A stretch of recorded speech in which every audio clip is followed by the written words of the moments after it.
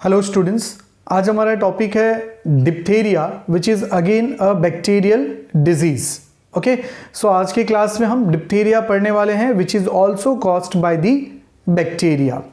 सो diphtheria pathogen means causal organism जिसकी वजह से ये डिजीज होती है, that is Corynebacterium diphtheriae. The name of microbe is Corynebacterium डिप्थेरिये.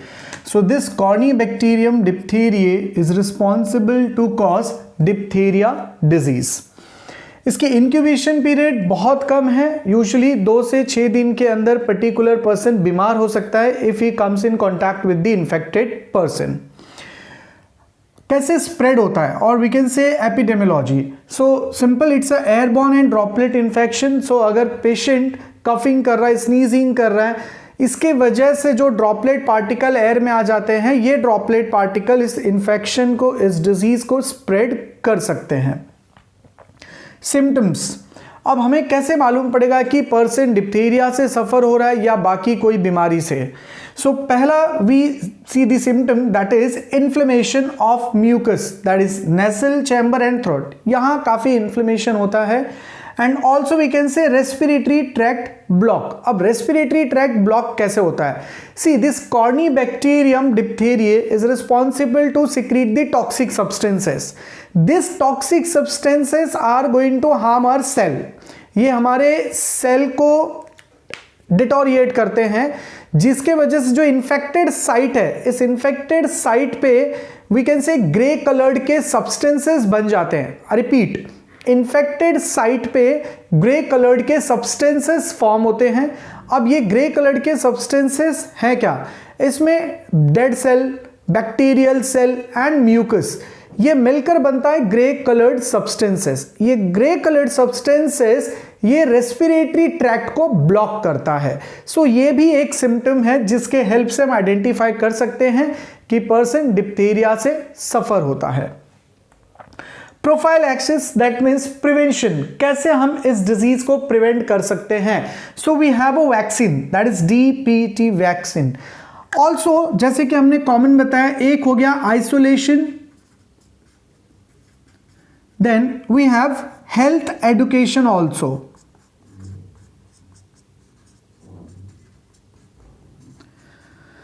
So generally इस डिजीज को प्रिवेंट किया जा सकता है. First DPT vaccine, isolation of patient and health education. अब DPT वैक्सीन की अगर हम बात करेंगे, सो ये it's a triple antigen for 3 disease. What are that? Diphtheria, pertussis and tetanus. मतलब ये पर्टिकुलर DPT वैक्सीन 3 डिजीज को प्रिवेंट कर सकता है, रोक सकता है. So what are they? That is first is the diphtheria, pertussis, P stands for pertussis and T stands for the tetanus. Now therapy, अगर कोई पर्सन इस डिप्थेरिया से सफर हो रहा है तो हम उसे क्या मेडिसिन देंगे?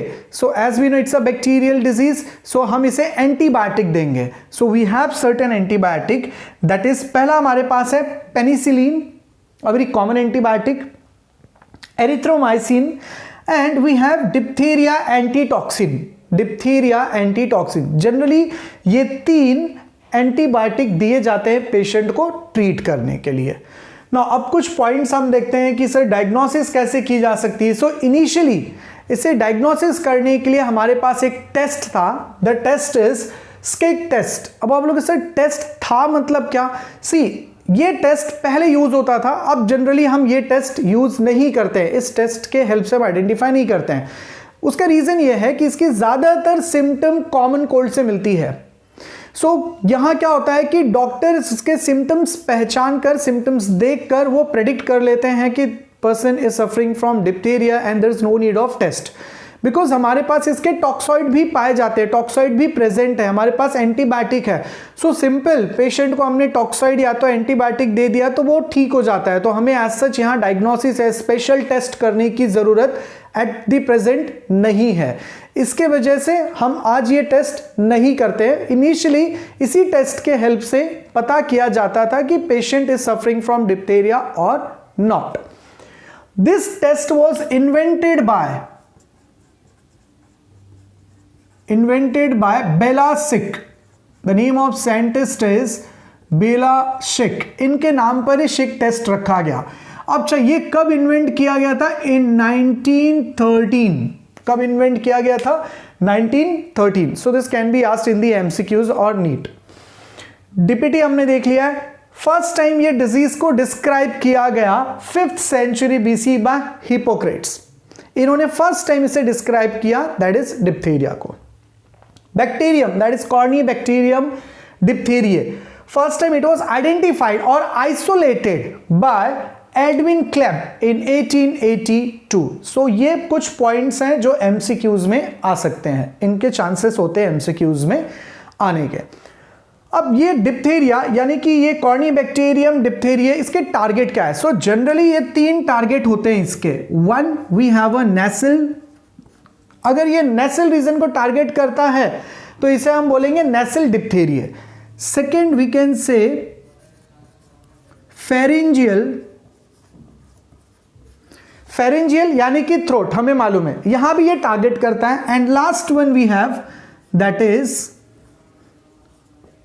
Laryngeal, that is larynx, sound box.